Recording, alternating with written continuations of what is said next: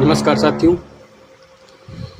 साथियों, आज हम करंट अफेयर्स से संबंधित यूपीएससी में जैसे प्रश्न पूछे जाते हैं उनकी प्रकृति के साथ ही हम कुछ ऐसे उदाहरण पर बात करेंगे और करंट अफेयर्स के डायमेंशन पर बात करेंगे कि किसी करंट अफेयर्स के डायमेंशन कैसे बनते हैं।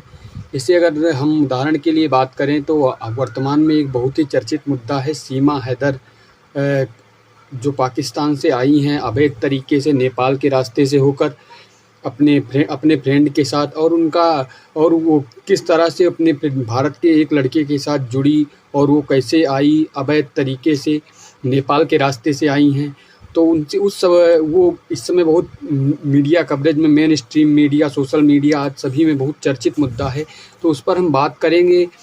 जैसा कि आप सभी को सब बैकग्राउंड पता है कि वो कैसे आई, क्या हुआ, और अब हमारा विषय ये नहीं है कि वो आई, इस पर हमारा बात करने का कोई औचित्य नहीं बनता है। हम समझने की कोशिश करेंगे कि इसका यूपीएससी के क्षेत्र में कैसे प्रश्न पूछे जाते हैं और ये समस्याएं क्या हैं, आईआर में कैसे प्रश्न पूछे जा सकते हैं, आंतरिक सुरक्षा में कैसे प्रश्न पूछे जा सकते हैं, एथिक्स में कैसे प्रश्न पूछे जा सकते हैं, सोशल इशू पर क्या प्रश्न होगा, और इसके अलावा राज्य व्यवस्था में, पॉलिटी में ये क्या कैसे होगा, इसके संबंध में हम बात करेंगे।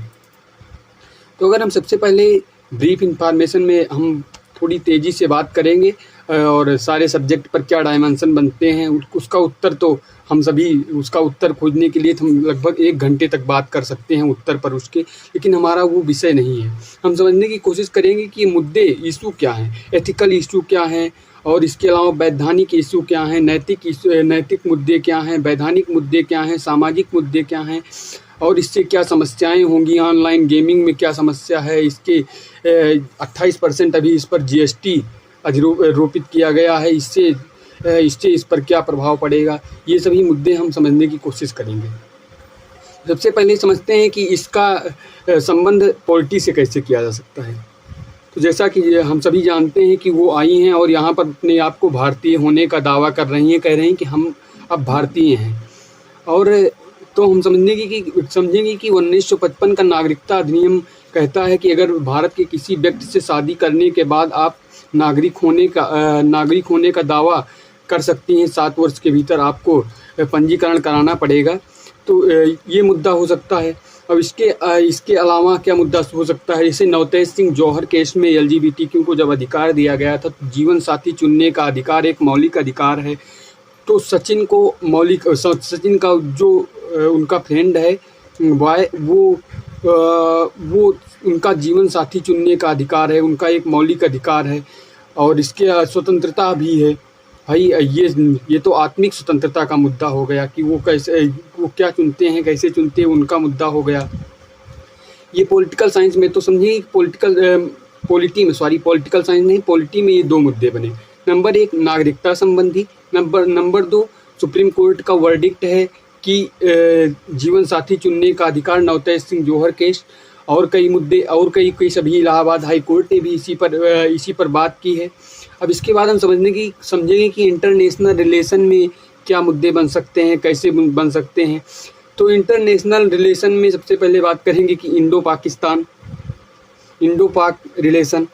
जैसा कि हम सभी जानते हैं कि इंडो पाक रिलेशन इस समय अपने बुराई की चरम पर है। उनके बुराई एक हिसाब से गलत शब्द होगा, लेकिन ये अपने निगेटिव में है, क्योंकि पाकिस्तान की हठधर्मिता और भारत का ये संकल्प कि जब तक आतंकवाद बंद नहीं तब तक रिलेशन नहीं, और वो आतंकवादी प्रक्रियाएं बंद नहीं होंगी तो रिलेशन नहीं। इसी आधार पर भारत का दृष्टिकोण रहा है पिछले कई सालों से, और इस प्रकार ये सारे मुद्दे बन रहे हैं।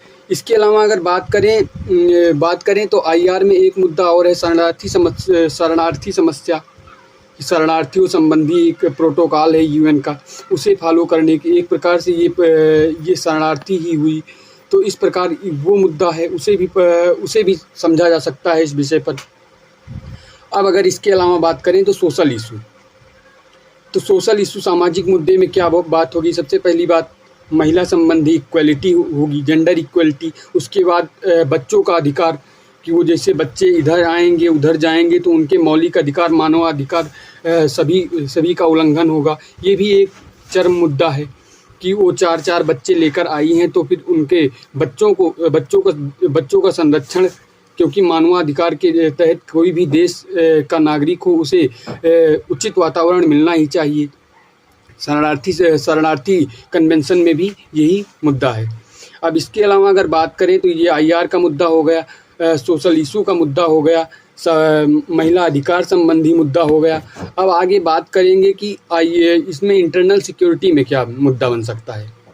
तो इंटरनल सिक्योरिटी की बात करें तो इंटरनल सिक्योरिटी में सबसे पहली बात, सीमा पार जो शरणार्थियों की समस्या है, सीमा पार ड्रग ट्रैफिकिंग आदि, इसी महिलाओं की ट्रैफिकिंग इसी माध्यम से नेपाल के रास्ते से होती है।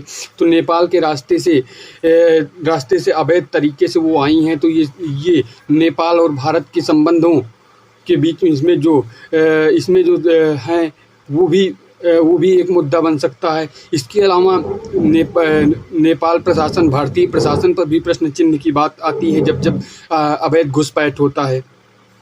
इसके अलावा आंतरिक सुरक्षा में कि ये आंतरिक सुरक्षा संबंधी अगर बात की जाए तो जैसे कुछ लोग कयास लगा रहे हैं कि ये शायद कि ISI की एक गुप्त चाल है, कि ये गुप्तचर के रूप में भारत में अवैध घुसपैठ करने के बाद यहाँ की जानकारियों को इकट्ठा करने की एक कोशिश है।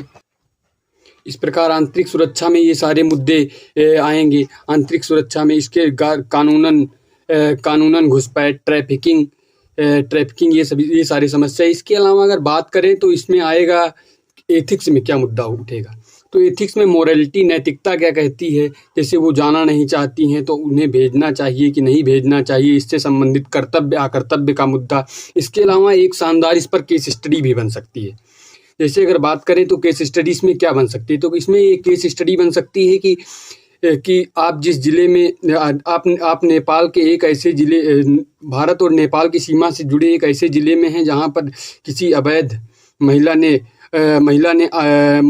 आ गई है, और उससे संबंधित आप क्या करेंगे, कैसे करेंगे, नैतिक मुद्दे क्या होंगे, उनका समाधान क्या होगा, उस महिला को वापस करना चाहिए कि नहीं करना चाहिए, यही संबंधी मुद्दे एक अच्छी केस स्टडी भी बन सकती है। तो इस प्रकार इसमें इतने डायमेंशन हो सकते हैं। इसके अलावा भी कई डायमेंशन हो सकते हैं। और इस प्रकार आज के लिए बस इतना ही। धन्यवाद।